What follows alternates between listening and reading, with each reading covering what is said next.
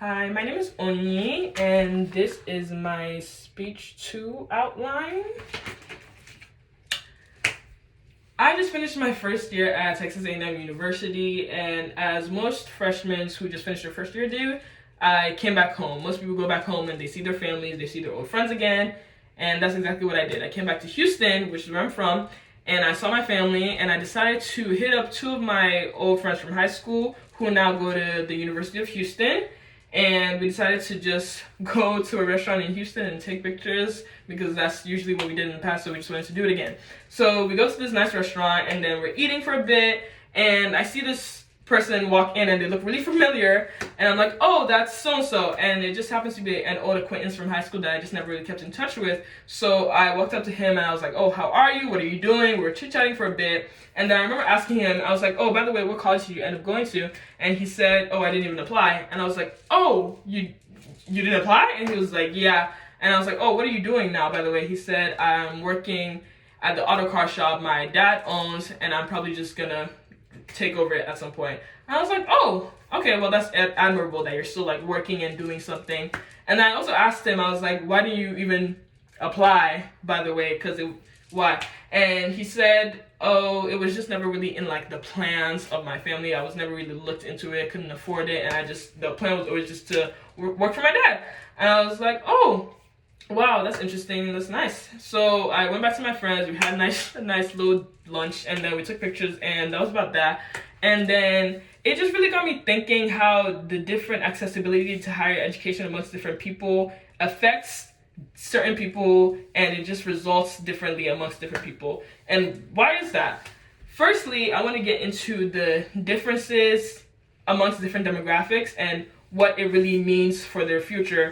So when it comes to reaching higher education, different demographics might have a different chance of going to college of any sort or just getting any higher education.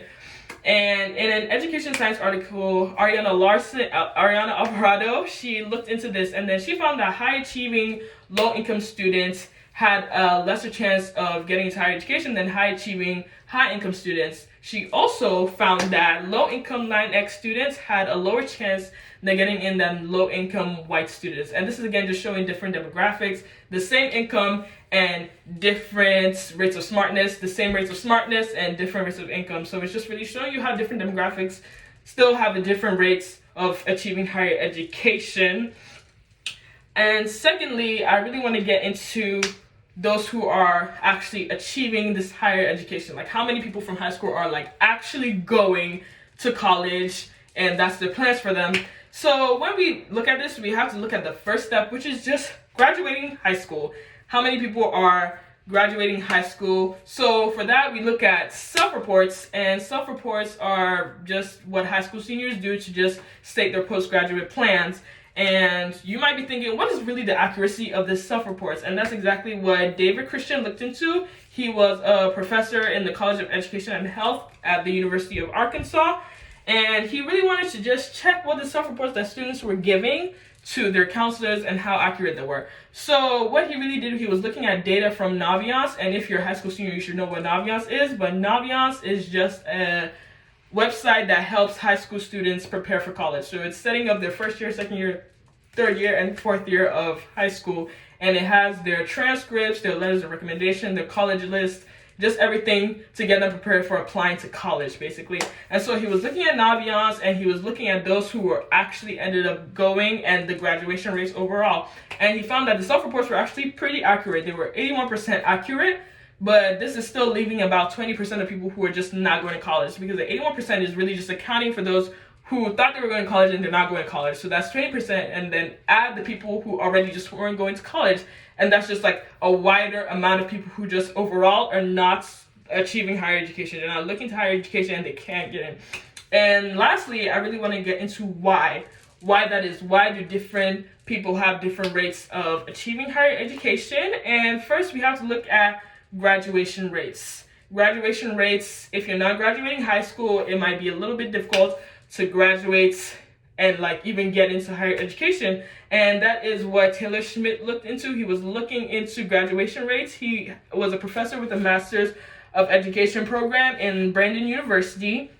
And he really found that it was due to poor attendance and low emotional regulation. And what I mean by emotional regulation, I mean students' capability to handle stress and just workload throughout high school. So if you're cruising through high school for the most part, you're not really looking to higher education, you're just looking to graduate or looking to see how far you go until you drop out, basically. So this was really due to poor attendance and the emotional regulation, as I said.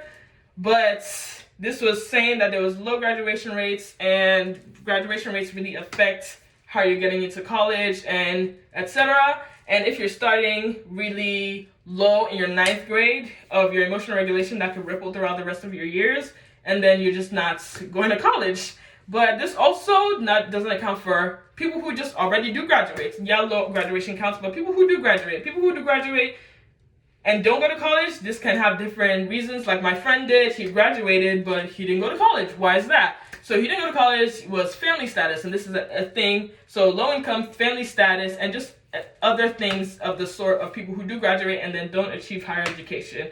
Now, this is really all to say that we have to look at how higher education really just varies amongst different people. Different people have different accessibility to higher education.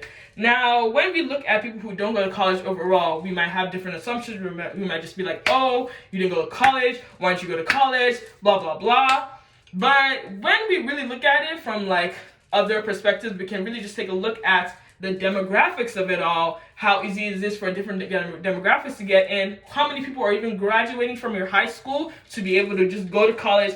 And why is it like that for you? The different obstacles that come in between your way of just graduating high school and attaining higher education. So that's really just all. In this like day and age, we just have to look and see how different people have different accessibility. And if we can point out the different accessibility that different people have, and we can make a way for the accessibility to be easier for everyone, it can really just be better in the future for incoming high school students, high school seniors right now, or just it may be even college students. So thank you.